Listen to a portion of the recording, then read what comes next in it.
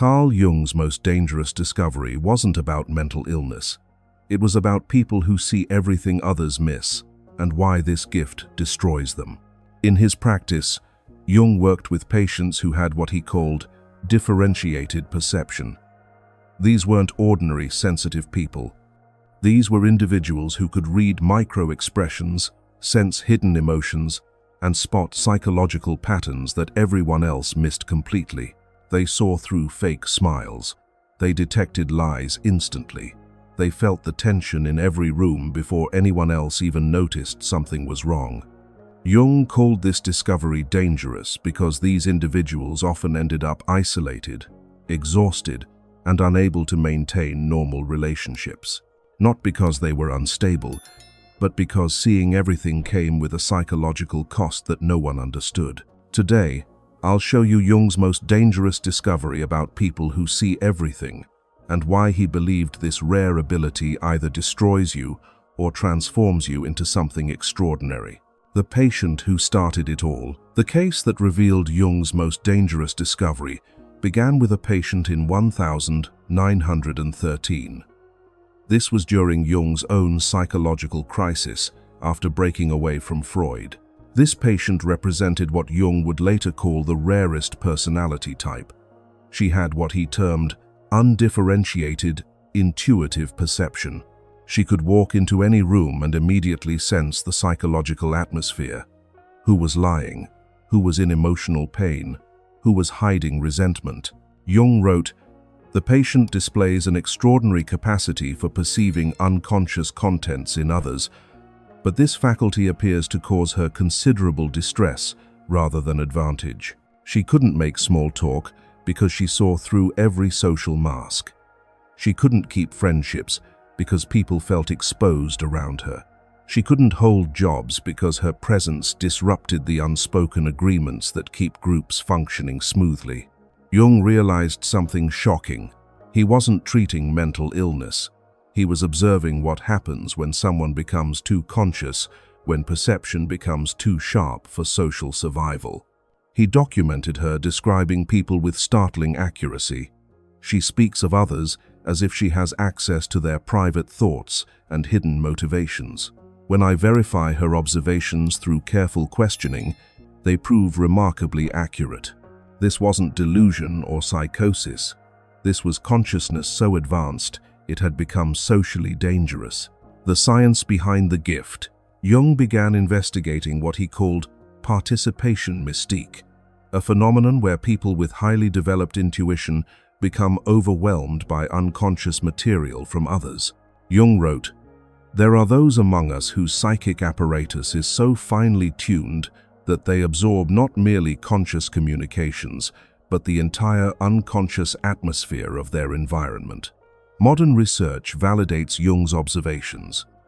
Dr. Elaine Aron's work on highly sensitive people shows that roughly 20% of people have heightened sensitivity, but Jung identified something more specific, the introverted intuitive type, comprising roughly 1% of the population. These people don't just feel deeply, they perceive unconscious patterns with startling clarity. Jung observed that these individuals have what he called a differentiated intuitive function. Their brains process not just obvious social cues, but unconscious emotional states, repressed content, and psychological patterns that others simply cannot detect. They see the depression behind forced smiles. They sense desperation beneath confident presentations. They feel the collective shadow that groups unconsciously agree to ignore. Jung wrote, "The danger lies not in the perception itself, but in the psychic isolation it creates. When one sees clearly what others cannot or will not see, one becomes a mirror that society cannot bear to look into." The shadow projection problem. Jung discovered the real danger wasn't the perception itself. The problem was what happened when these people reflected on what they saw.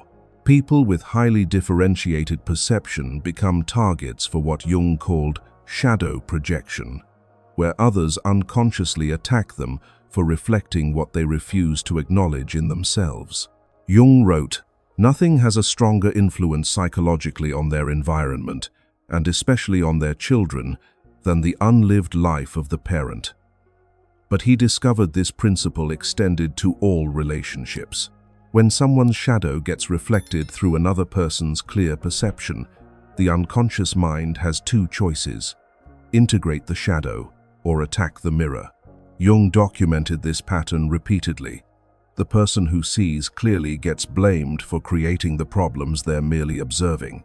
His patients with differentiated intuition experienced this constantly. When they gently suggested someone seemed troubled, that person would explode at them for being negative. When they expressed concern about obvious problems, they'd be accused of being judgmental or creating drama where none existed. Jung realized this wasn't a coincidence. It was a psychological defense. He wrote, "Everything that irritates us about others can lead us to an understanding of ourselves. But for most people, it's easier to attack the person reflecting their shadow than to examine what's being reflected." This creates what Jung called the scapegoat phenomenon. Highly perceptive individuals become the designated problem in every group they enter, not because they cause problems, but because they reveal problems that already exist. Jung observed, "The bearer of superior perception becomes the repository for all that the group cannot consciously acknowledge about itself." The four types of dangerous perception. Jung identified four distinct patterns within highly perceptive individuals. Type 1. The feeling intuitive. These people don't just see what's happening psychologically, they feel it in their own bodies. They absorb others' emotions so completely that they can't distinguish between their own feelings and what they've unconsciously absorbed. Jung wrote, "The feeling intuitive lives in a state of perpetual emotional contagion, experiencing the unlived emotions of everyone in their environment." Type 2. The thinking intuitive. These individuals see psychological patterns and predict outcomes with startling accuracy. Jung observed they could forecast relationship failures, career disasters, and personal breakdowns months before they occurred, not through logic, but through unconscious pattern recognition. Jung noted, "They possess an uncanny ability to perceive the logical conclusions of unconscious processes that others cannot yet see." Type 3. The sensing intuitive. These people sense the physical manifestations of psychological states in others. They detect illness before symptoms appear, sense fatigue before it's acknowledged, or feel bodily tension that indicates emotional distress. Jung wrote, "These individuals serve as early warning systems for psychological and physical disease in their environment." Type 4. The pure intuitive, the rarest type. They see everything but have difficulty organizing or expressing their perceptions coherently. Jung observed, "They live in a state of perpetual overwhelm, receiving vast amounts of unconscious information without adequate psychological structure to process it constructively." The three dangers. Jung identified three specific dangers that made this discovery so threatening. Danger 1. Collective unconscious disruption. Jung wrote, "The individual who perceives too clearly threatens the collective agreements upon which social cohesion depends. When someone sees through shared illusions that hold groups together, they become a destabilizing force. Organizations, families, and societies function partly through collective unconscious agreements about what will and won't be acknowledged." Danger 2. Psychological isolation. Jung documented how differentiated perception creates what he called the problem of the superior function, when your greatest strength becomes your greatest suffering. He wrote, "The curse of consciousness is that it cannot be shared with those who do not possess it." The individual becomes an island of awareness in an ocean of unconsciousness. This isolation isn't just social, it's existential. These individuals often feel like they're living in a different reality from everyone around them. Danger 3. Identity dissolution. Most dangerously, Jung found that people who absorb unconscious contents from others often lose contact with their own authentic personality. They become so flooded with external psychological material that they can't distinguish their own inner world from what they're absorbing.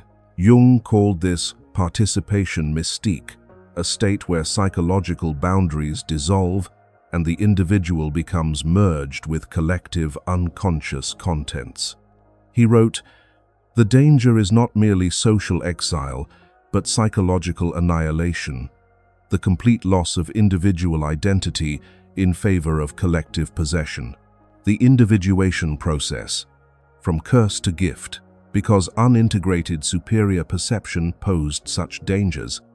Jung developed what he called the individuation process, a systematic approach to maintaining individual identity while developing a conscious relationship with unconscious contents.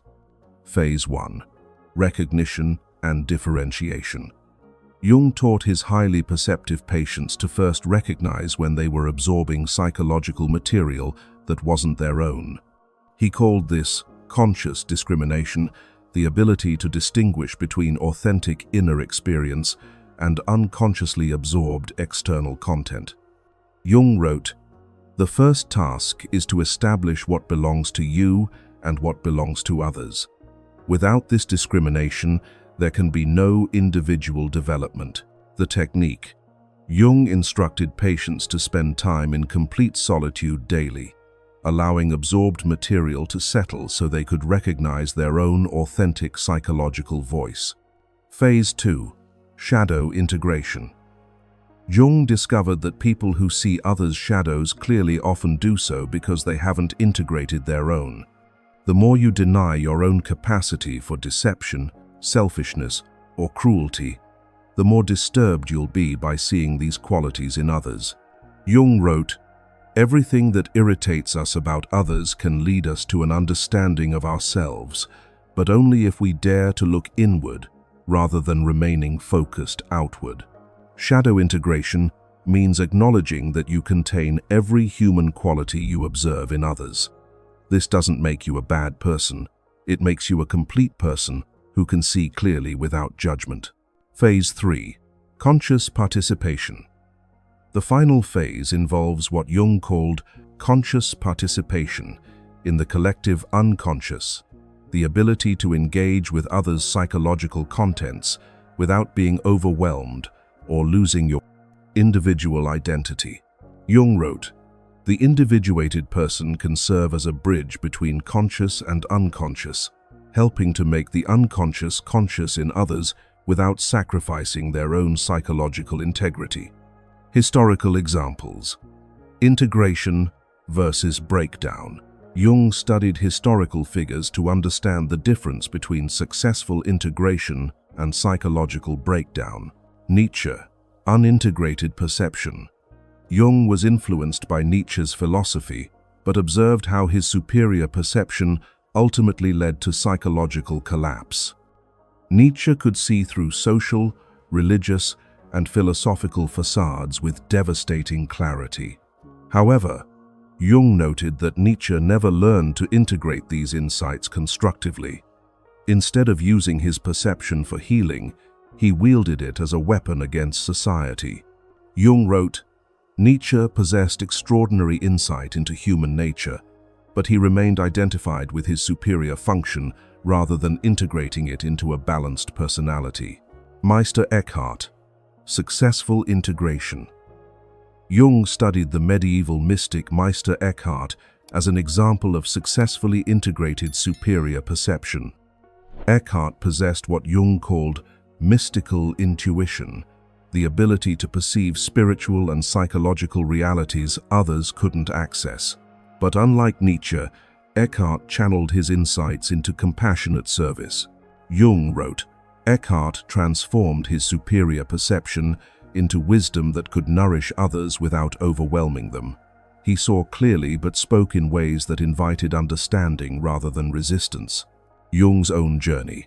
Most significantly, Jung documented his own struggle with overwhelming perception during his confrontation with the unconscious from 1913 to 1919. Jung wrote, "I was menaced by a psychosis, and was saved only by my ability to understand what was happening to me through my work with patients. His breakthrough came when he realized his overwhelming perceptions weren't pathological, they were evolutionary. They represented consciousness attempting to evolve beyond current collective limitations. Finding your tribe. Jung emphasized the crucial importance of finding what he called the few who understand, others capable of engaging with differentiated consciousness without defensiveness. Jung wrote, "The privilege of a lifetime is to become who you truly are. But this privilege cannot be realized in isolation. It requires witnessing by those capable of recognizing authenticity." Jung identified three essential types of relationships for highly perceptive individuals. Fellow individuated persons, Jung wrote, "The individuated person recognizes another individuated person immediately. There is a quality of presence, an authenticity that cannot be fabricated. These connections often happen instantly and intensely. You recognize each other as members of what Jung called the conscious minority. Those engaged in individuation, people actively engaged in inner work therapy, spiritual practice, can often handle superior perception without defensiveness. They may not possess it themselves, but they understand its value. Jung wrote, "Those who have begun to know themselves can bear to be known by others." Natural containers. Jung identified individuals who have what he called natural container function, the ability to hold psychological content without being overwhelmed. These might be mature individuals who have weathered significant life challenges. The transformation process. Jung believed, successful individuation transforms dangerous perception into evolutionary contribution through 4 stages. Stage 1. Recognition without overwhelm. Learning to acknowledge your perceptive abilities without being crushed by them. Jung called this conscious acceptance of the superior function. Stage 2. Integration without isolation. Learning to use your perception constructively while maintaining meaningful relationships.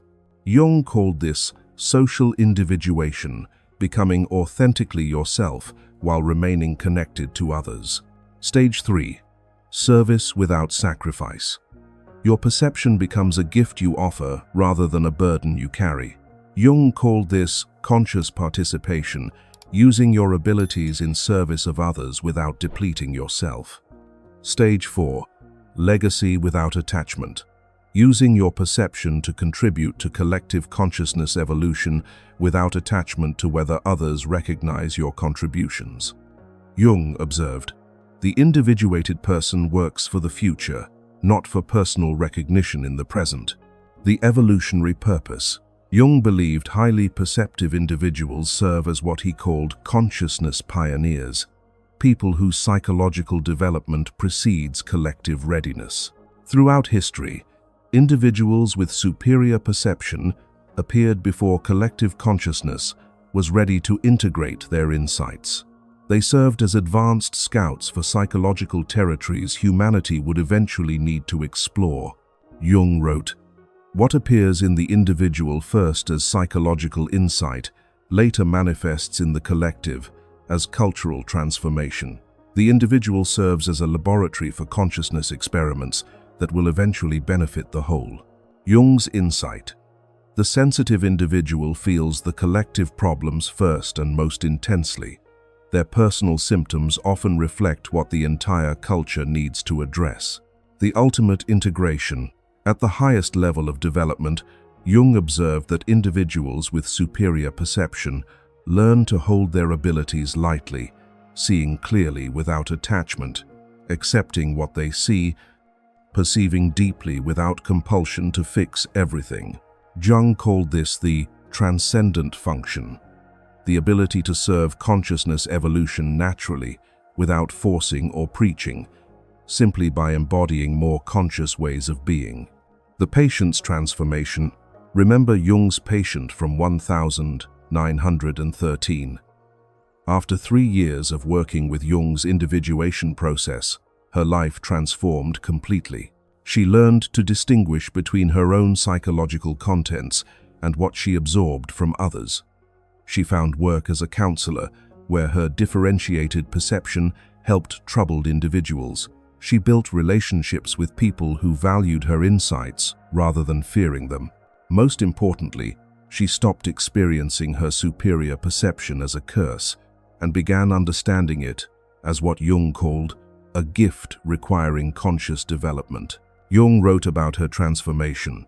The patient learned not to see less, but to see more wisely, not to perceive less deeply, but to engage more consciously with what she perceived.